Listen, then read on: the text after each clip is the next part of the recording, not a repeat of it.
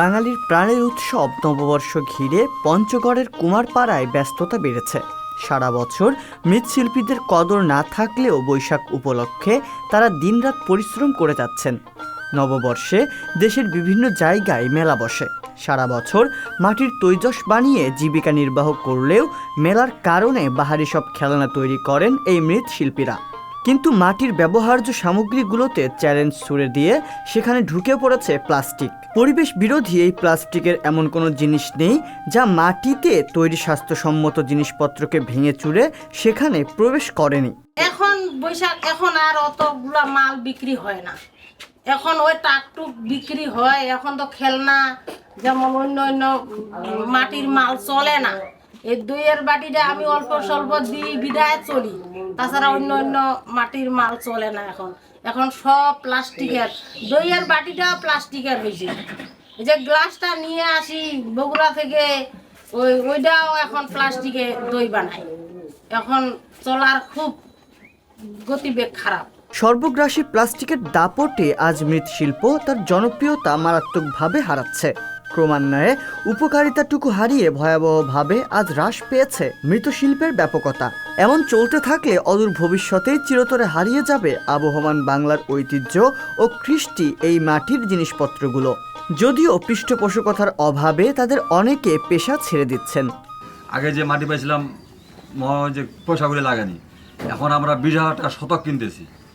মানে জমি ওদের আছে, আমি শুধু ওই কুমোর মাটিটা নিলাম 20,000 টাকা শতক।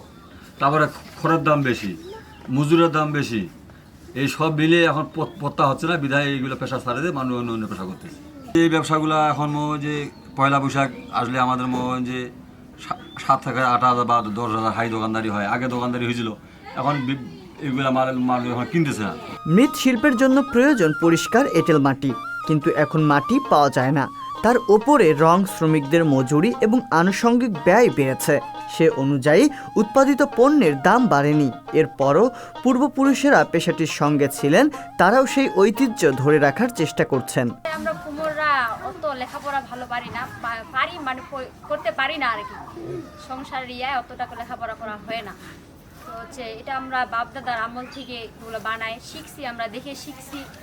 তো এটা মাটির একটা অনেক মণ্ড নিয়ে অনেক প্রকার মানে খেলনা, হাঁড়ি পাতিল এগুলো আমরা তৈরি করি রোদে শুকাই, পুড়ে এই যে এখানে পুড়ে তারপর রং করে বাজারে বিক্রি করি। কিন্তু আগের মতো এটা চলে না। আমরা যে বানাই এগুলা এখন আগের থেকে অনেক দাম কম, মানে চলে না। আগে মাটির জিনিস আগের থেকে অনেক কম চলতেছে। এখন ওই যে স্টিলের বাচ্চাগুলার খেলনার জিনিস বের হয়েছে, প্লাস্টিকের অনেক খেলনার জিনিস বের হয়েছে, ওই জন্য এখন চলে না এগুলা। এখন বাপদাদার এগুলো আমি ধরে আসি আমরা আর কি। পূর্বপুরুষদের কাছ থেকে শেখা কাজের প্রতি গভীর ভালোবাসা ও শিকড়ের টানে এখনো আঁকড়ে ধরে আছেন কুমারদের এখন বড়ই দুর্দিন। বাপদাদার ব্যবসা ওইভাবে ধরে রাখছি, কিন্তু আর আগের মতো এটা ইনকাম নাই। বাচ্চা কাচ্চাদের অন্য কোনো ব্যবস্থা করতে হবে।